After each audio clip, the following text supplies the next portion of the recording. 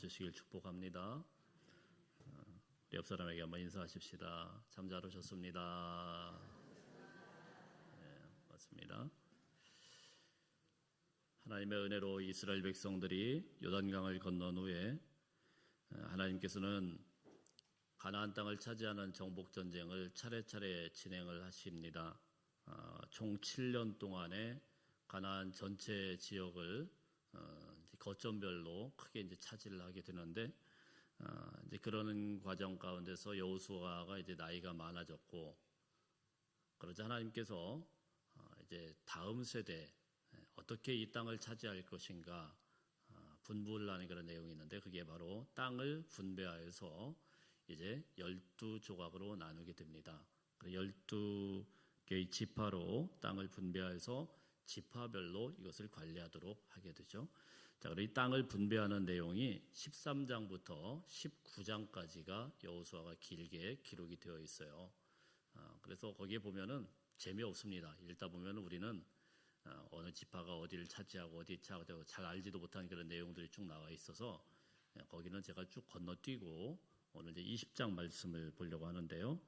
어찌되었든 많은 우여곡절이 있었지만은 가나안 정복 전쟁도 이제 막바지를 향하고 있습니다. 하나님께서 약속하신 대로 그들에게 기업을 주셨고요. 물론 완벽하지는 않지만 이제 거점별로 전체 가나안 땅을 나누어져 가지고 그 땅을 분배받은 땅을 중심으로 해서 이제 지파들이 이제 세력을 키워 나갈 수 있는 그런 이제 힘이 확보가 되게 되었죠. 자, 이렇게 이제 땅 분배가 마무리된 다음에 처음으로 하나님께서 여호수아를 통해서 말씀하시고 명령하신 내용이 오늘 20장 말씀인데, 다름이 아니고 도피성 제도를 명령을 하셨습니다. 사실 이 도피성에 관한 제도는 여호수아에서 처음 제정한 것이 아니고 민수기 35장 말씀에 보면은 모세가 살아 있을 때 하나님께서 이미 이 도피성을 만드셨어요.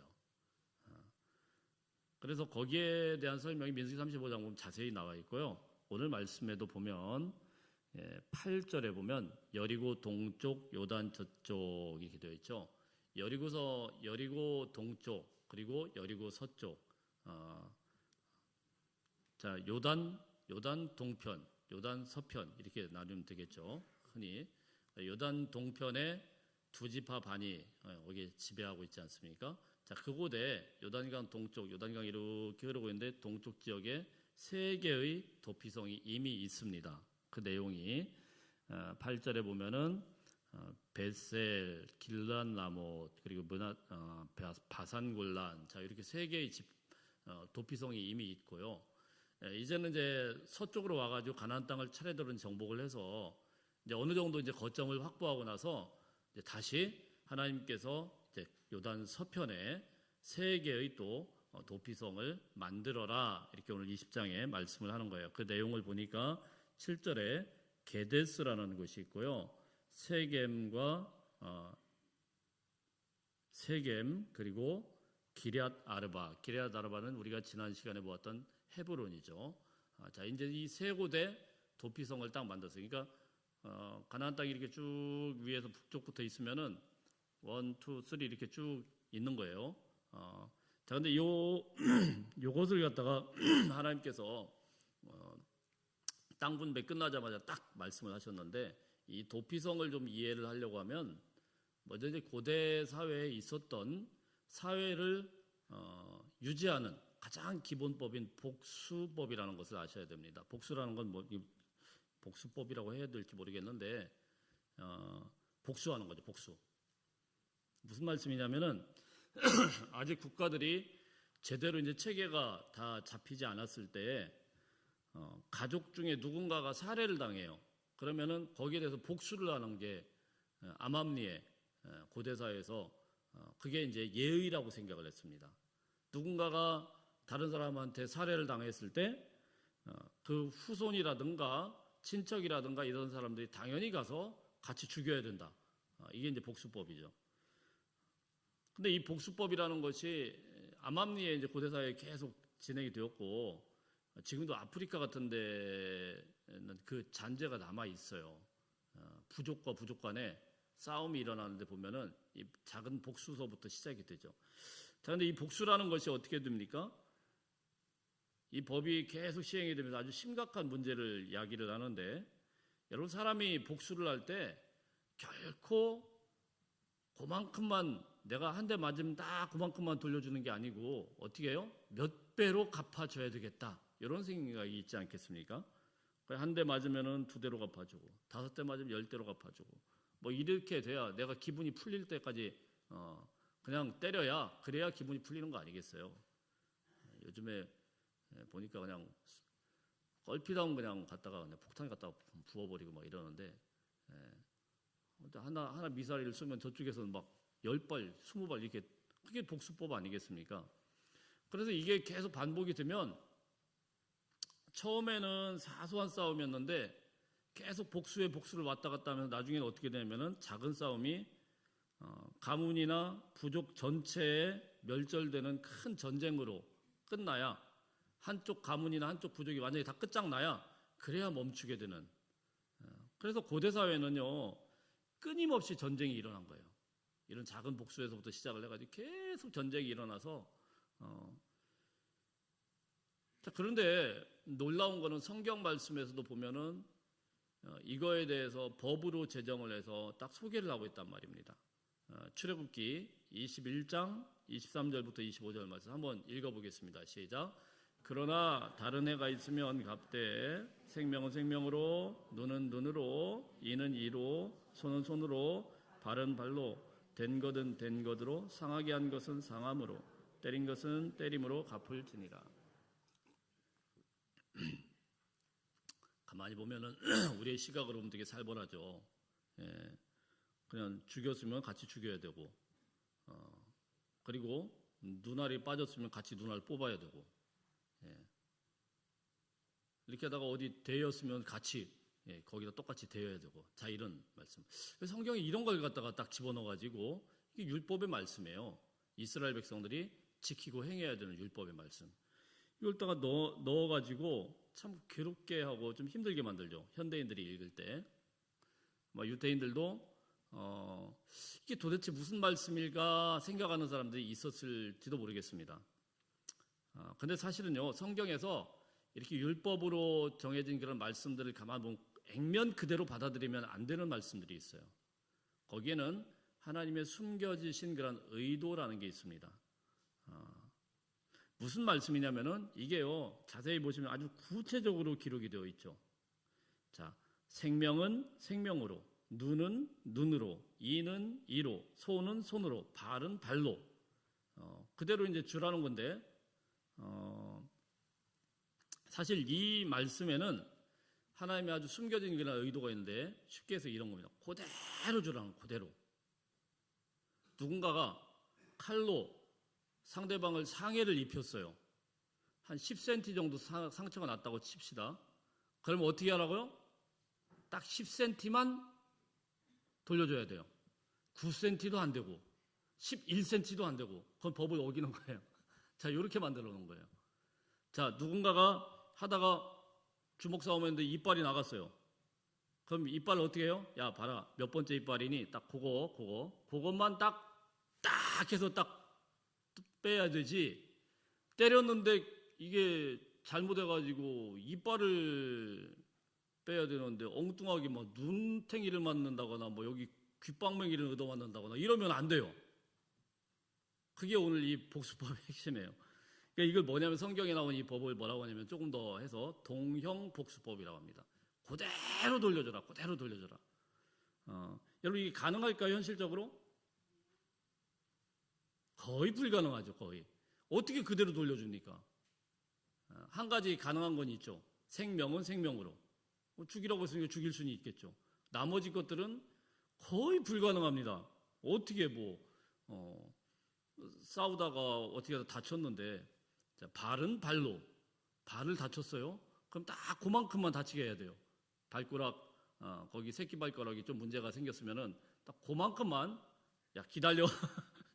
딱 잡고 딱 그만큼만 딱 상처를 내야지. 그걸 벗어났다, 그러면은 이제 이 법이 위배가 되는 거예요. 그러니까 이 말씀은 뭐예요? 사실은 복수하라는 거예요, 하지 말라는 거예요. 하지 말라는 거예요. 이거 자신 없으면은 너는 복수하지 말아라. 이게 하나님의 말씀이죠. 성경의 이 구약의 율법을 갖다가 액면 그대로 받아들이고 액면 그대로 해석을 하면 안 됩니다. 이런 것들이 꽤 있어요. 자, 하나만 더 예를 들까요? 신명기 24장 1절 말씀입니다. 한번 읽어보겠습니다. 시작. 사람이 아내를 맞이하여 데려온 후에 그에게 수치되는 일이 있음을 발견하고 그를 기뻐하지 아니하면 이혼 증서를 써서 그의 손에 주고 그를 자기 집에서 내보낼 것이요. 자, 이 말씀만 가만히 보면 어떻게 해요? 모세가 이혼을 증서까지 만들어가지고 합법화한 것처럼 보여요. 그래서 이거에 대해서 예수님께 질문을 합니다. 아니, 모세가 이혼을 하도록 법을 만들지 않았느냐 이러면서 질문을 하죠. 자, 근데 얼핏 보면은 모세가 이혼을 합법적으로 만든 것처럼 율법으로 이혼을 하도록 한 거구나, 이혼을 잘 할 수 있도록 법제화 시킨 거구나, 그렇게 생각할 수가 있습니다. 근데요, 사실은 그런 게 아니에요. 이 율법이 쓰여질 때 이 사람들은 어떤 상태였냐면은 여자는 물건이에요. 사람이 아니에요. 그 남자가 이혼을 하려고 마음을 먹으면 어떻게 해야 되느냐? 어떻게 하는 법이 없어요. 그냥 나가가지고 야, 이 여자 이거 안 되겠다. 어제 보니까 설거지를 좀 잘 못하네. 나는 설거지 잘할 줄 알았는데 이거 안 되겠어. 폐기 처분. 이게 이혼이었어요. 이 당시에. 하도 이 못된 먹은 그런 남자들이 많다 보니까, 더군다나 옛날에는 여초사회 아닙니까? 전쟁을 통해서 남자들이 많이 죽고 그러니까 막 완전 왕이에요. 뭐 우리나라도 뭐 거기 별반 다를 게 없는데 그런 사회예요. 그러니까 뭐 이혼 증서가 어디 있어요. 그냥 마음에 안 들면 당장이라도 나가가지고 큰 소리로 나 얘랑 이제 오늘부터 안 살아고 내쫓으면 끝납니다. 그냥 물건이었어요. 자, 그런 상황 가운데서 모세가 뭘 만듭니까? 남자가 아내를 데려와서 이혼해야 되겠다라는 마음이 들면 반드시 이혼 증서를 써서 그 손에 주고 내쫓아라. 이혼 증서를 만들게 만듭니다. 이건 무슨 말씀이냐면 최소한도로 이혼 증서에 효력을 발생하게끔 하는 이 서류를 만들려고 하면은 몇 가지 원칙이 있어야 돼요. 하나는 뭐죠? 여기 합당한 이유가 들어가야 되겠죠. 서류인데 그냥 이혼 증서 끝 이럴 수는 없잖아요. 왜 이혼을 하게 되는지 그 이유에 대해서 다 쓸 거 아닙니까? 그죠? 이 여자가 왔는데 알고 보니까 딴 살림을 차렸다더라. 뭐 이런 식으로 뭐 써야 될 거 아니에요. 자, 그렇게 해서 쓰는 그 내용이 들어가야 되고, 또 하나는 뭐냐면 이혼 증서는 모든 증서에는 위자료라는 게 들어가죠. 돈을 주게 되죠. 그 손에 쥐라는 게 그거예요. 그 다음에 뭐예요? 증서가 효력을 발생하기 위해 증인이 필요하죠. 왜 진짜로 이 여자가 그런 일을 했는지 안 했는지 증명을 하도록 증인을 또 세워야 됩니다. 그러니까 굉장히 번거로운 게 생긴 거예요. 옛날에는 마음에 안 들면은 이 여자 마음에 안 드네 툭 내쫓았는데, 이제는 어때요? 이혼 증서 쓰라고 하니까 아주 복잡해진 겁니다. 예. 서류 아주 복잡해지면 힘들어지죠. 그 남자들이 이걸 갖다가 이혼을 하고 싶어도 굉장히 귀찮은 서류가 하나 생긴 겁니다. 귀찮고 힘든 그런 서류가. 또 이제 신명기 24장 말씀을 보면 거기서 멈추는 게 아니고 내쫓은 여자를 다시 들여올 수 없다 이럽니다. 옛날에는 어때요? 내쫓았다가 마음에 안 들면 내가 좀 잘못해서 다시 와 이렇게 할 수 있었는데, 이혼 증서를 통해서 내보내버리면은 다시 들여오는 게 굉장히 까다롭습니다. 그러니까 이 남자 입장에서는 이혼을 하기 위해서 아주 심사숙고를 해야 돼요. 쉽지가 않은 거예요. 이 여자가 어떻게 해서 결격사유가 되었는지 수치스러운 일이라고 하는데, 에르바트 다바르라는 그 항목에 들어갔는지 안 들어갔는지부터 증명을 해내야 되고, 그 다음에 증인을 또 세워놔야 되고, 그 다음에 위자료까지 줘야 되고, 이러니까는 아주 복잡해지죠. 그러니까 이 말은 뭐예요? 이혼을 하라는 거예요? 하지 말라는 거예요? 너 그런 거 귀찮으면 이혼하지 마. 그런 말이에요. 그러니까 무슨 말씀이면 성경의 율법의 말씀을 액면 그대로 읽으면 안 되고, 이 말씀에 숨겨진 하나님의 의도, 본심이라는 게 있어요. 자, 그래서 다시 한번 본문으로 돌아오면, 자, 이 도피성 제도를 하기 전에 제가 뭘 설명을 드렸죠? 동형복수법. 자, 눈에는 눈, 이에는 이, 그리고 상처는 상처. 여기를 대었으면 그만큼 되게. 이건 어떻게 하라고요? 하지 말라는 거예요. 그래서 하나님께서 이거 똑같이 돌려줄 자신이 없으면 너희들은 이런 복수를 하지 말아라 라는 것이 구약시대의 율법의 말씀입니다. 자, 그런데 이 도피성 제도는 뭐냐? 도피성 제도는 여기서 한 걸음 더 나간 거죠. 자, 생명은 생명이라고 그랬습니다. 동형복수법에 의하면 생명은 생명이니까 죽었으면 죽이면 돼요. 아무 문제 없어요. 죽었으니까 우리가 죽임 당했으니까 가서 죽이면 됩니다. 그러면 이 율법을 어긴 게 아니에요. 자, 그런데 이 도피성 제도는 뭡니까? 죽인 사람, 살인자에 대한 보호가 시작이 될 수가 있죠. 물론 조건은 있습니다. 부지 중에 잘못 죽였을 때, 실수로 과실치사를 했을 때, 그때 피해서 살 수 있는 곳이 이제 세 군데가 생긴 겁니다. 근데 이 거리를 가만히 측정해 보면 되게 재밌어요. 사이사이 거리가 한 50km 정도 된다고 그럽니다. 그럼 50km 정도면 그 절반이면 25km 정도 되죠. 가까운 쪽으로 도망가면 돼요. 가까운 쪽으로 열심히 도망가면 하루면은 무조건 도망갈 수 있어요. 자, 그래서 이스라엘 백성들이 뭔가 살인을 저지르고 살기 위해 하루 동안 열심히 달려가면은 거기에 들어가면은 살아요. 치밀하게 만들어놨죠. 자, 그럼 들어가게 되면 어떻게 됩니까? 도피성에 딱 도착하는 순간부터 보호가 됩니다. 거기서 어떻게 해요? 재판을 기다리게 되겠죠. 그래서 재판을 통해서 이게 고의성이 확인이 되면 그 사람은 내쫓기지만 고의성이 확인이 안 되면은 그냥 확인될 때까지 거기 있는 거죠. 자, 이게 이제 도피성 제도입니다. 자, 그렇게 해서 이 사람이 고의만 아니면은 그 당시에 대제사장이 죽을 때까지 거기에 있을 수 있어요. 대제사장만 안 죽으면 보호받을 수 있어요. 자, 이런 이제 도피성 제도입니다. 자, 여기에 대해서 한 두 가지 정도만 이 의미가 무엇인지를 한번 살펴보면서 말씀을 마무리하겠습니다. 우리 첫 번째 한번 읽어봅니다. 첫 번째 시작. 하나님은 기본적으로 사람을 살리기를 원하신다. 우리는 종종 제가 지금 앞에서 쭉 설명을 했던 내용이 뭐냐면 종종 구약의 하나님을 뭐라고 합니까? 전쟁의 하나님, 심판의 하나님, 무서운 하나님 이렇게 설명을 하는 경우가 많아요. 신약의 하나님은 은혜의 하나님. 하나님이 구약의 하나님과 신약의 하나님이 다를까요? 전혀 아닙니다.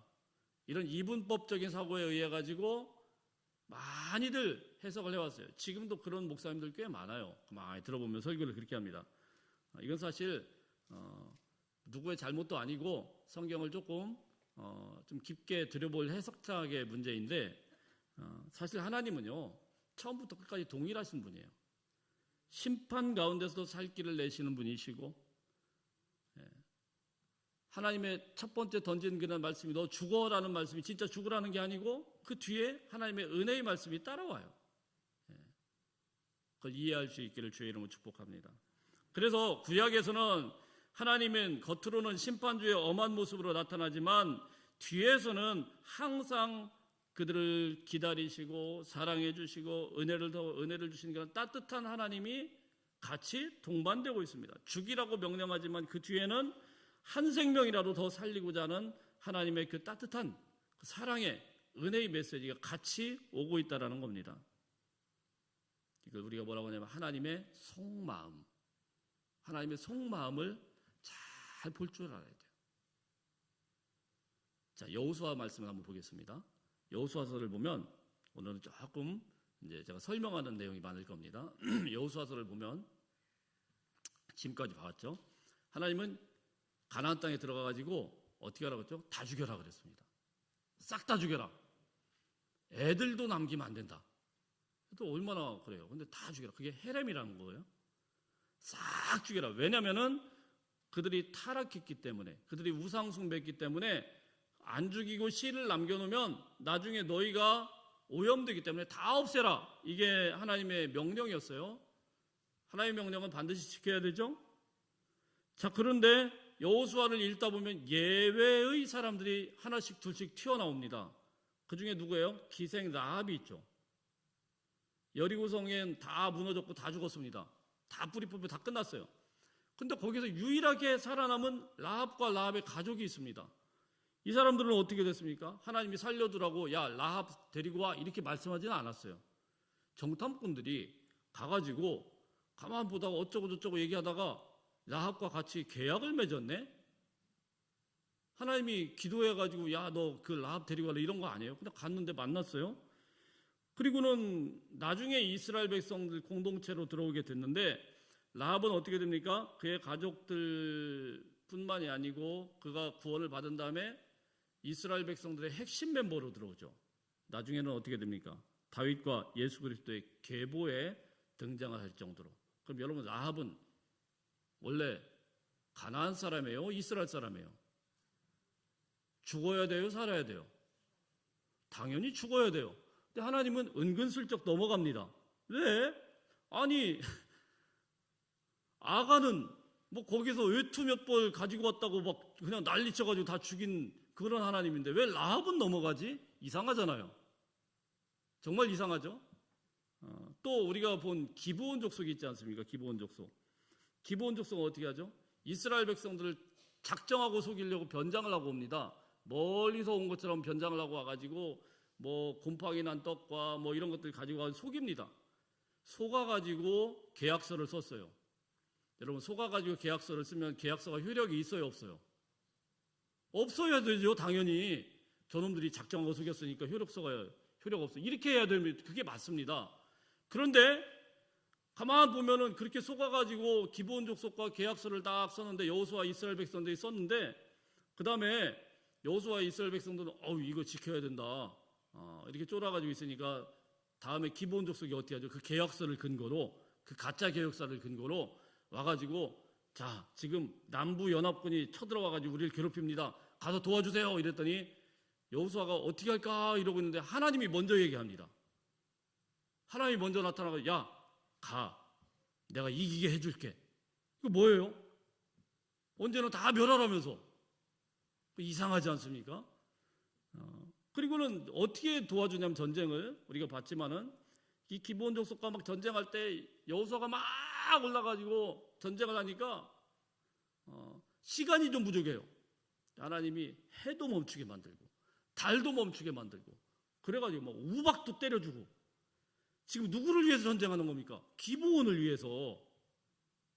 기브온 족속 살리겠다고 하나님이 그 전쟁을 하는 거예요. 이거 완전히 이상하잖아요. 그러니까 이게 무슨 말씀이냐면은 사실은 이런 내용들 가만 보면 하나님께서 다 죽여라 라고 헤렘 그래 싹 없애라고 말씀은 하셨지만 가만 보니까 진짜 하나님께서 가나안 백성들 싹 다 없애라는 게 하나님의 뜻이냐라는 게 심각하게 의문이 들죠. 하나님 뜻이 아니겠죠. 한 생명이라도 단 한 생명이라도 구원하시고자 하고 살려두시고자 하는 하나님의 그 속마음이 같이 있더라라는 거예요. 우리가 전통적으로 이야기하는 대로 구약의 하나님은 복수의 하나님이고 신약의 하나님은 은혜와 용서의 하나님이라는 이 표현은 사실 정확하게 오도하고 잘못 표현한 겁니다. 그렇지 않습니다. 구약의 하나님도 은혜의 하나님이고 신약의 하나님 중에서도 심판할 때 있죠. 냉정할 때 있죠.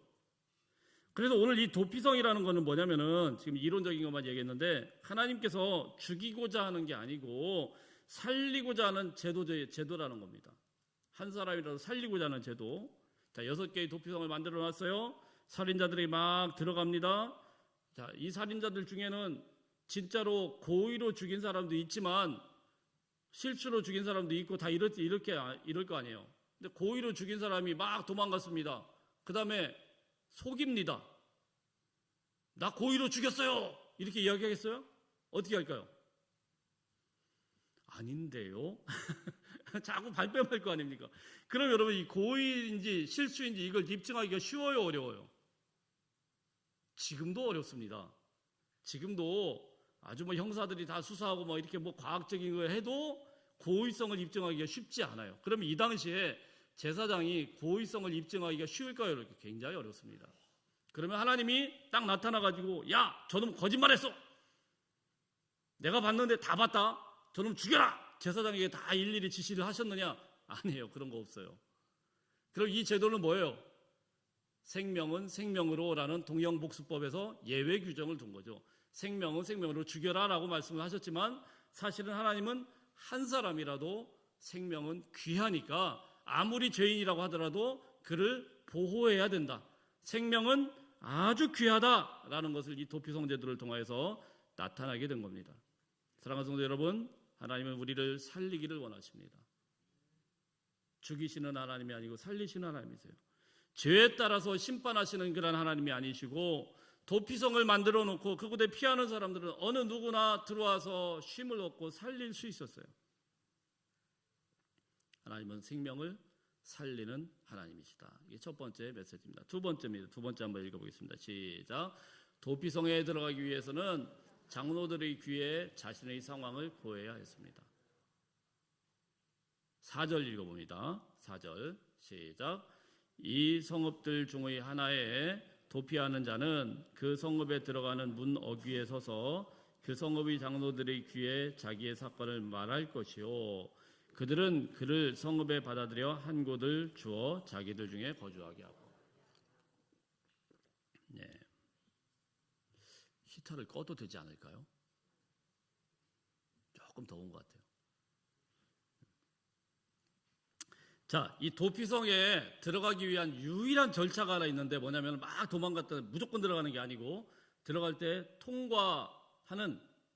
통과해야 되는 그 의식이 하나 있어요. 그게 뭐냐면 장로들 귀에다 대고 자기 죄를 고해라, 이렇게 말씀을 하죠. 장로들에게 나가가지고 내가 어찌해서 이 도피성에 왔습니다. 나는 이런 죄를 저질렀습니다.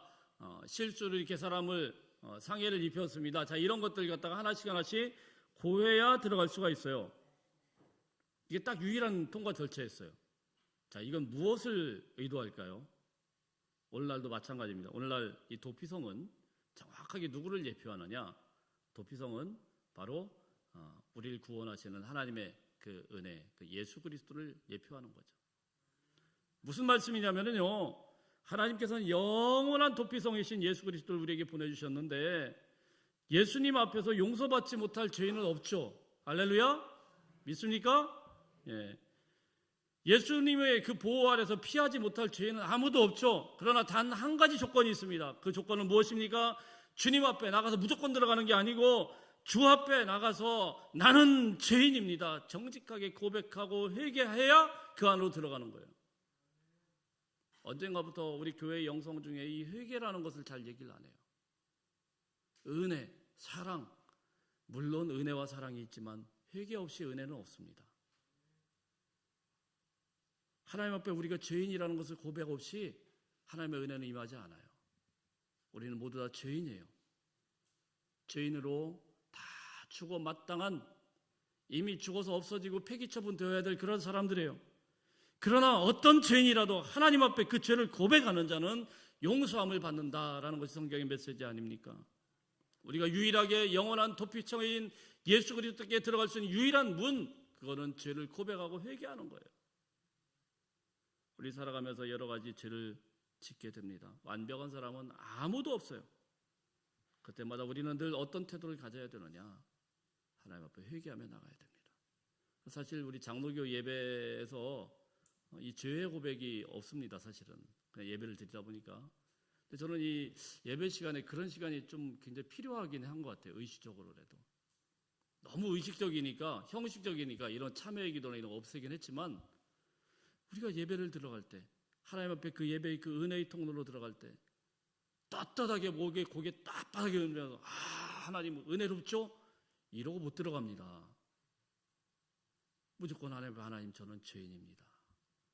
지난 주간 또 주의 말씀으로 살아보려고 애쓰려고 부단 노력하긴 했는데 또 죄를 짓고 왔습니다.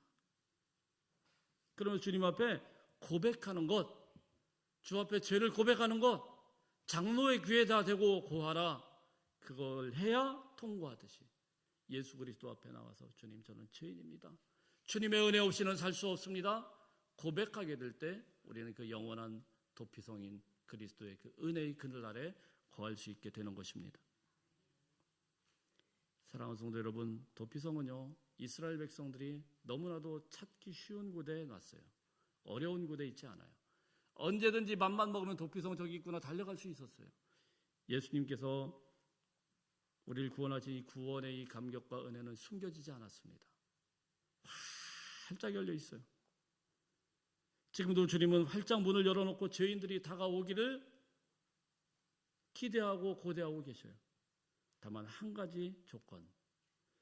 우리가 주님 앞에 내가 죄인임을 인정하고 그 앞에 철저하게 회개하기만 하면 우리는 살 수 있습니다. 죄의 삭은 사망이라고 했습니다. 사도 바울이 은혜 받고 나서 늘 고민하는 거 아닙니까? 로마서 7장 말씀에 누가 이 사망의 문에서 나를 건져낼까? 그러나 이 사망의 문에서 건져낼 유일한 길, 우리 주님 앞에 나오는 것뿐입니다. 그리스도는 그래서 길이요 진리요 생명이다. 그 앞에 유일한 길이라는 게 있습니다. 유일한 길이요, 유일한 진리요, 유일한 생명이다. 사랑하는 성도 여러분, 우리가 살 길 유일한 길, 도피성의 문은 지금 활짝 열려 있지만 주님 앞에 나와서 죄인임을 고백하시길 바랍니다. 하나님 앞에 용서받지 못할 죄인은 아무도 없습니다. 우리 마지막으로 이사야서 55장 7절 말씀 한번 읽고 마무리하겠습니다. 시작. 악인은 그의 길을 불의한 자는 그의 생각을 버리고 여호와께로 돌아오라. 그리하면 그가 긍휼히 여기시리라. 우리 하나님께로 나아오라. 그가 널리 용서하시리라. 하나님의 그 용서하심을 받기를 원합니까? 사랑하는 성도 여러분, 하나님은 심판보다 먼저 살 길을 준비하신 분입니다. 그리스도를 보내기 700년 전에 우리 주님은 이미 이런 장치를 말씀하셨고 또한 우리에게 계시하셨습니다. 너희가 살 길, 그가 널리 용서하실 것이다.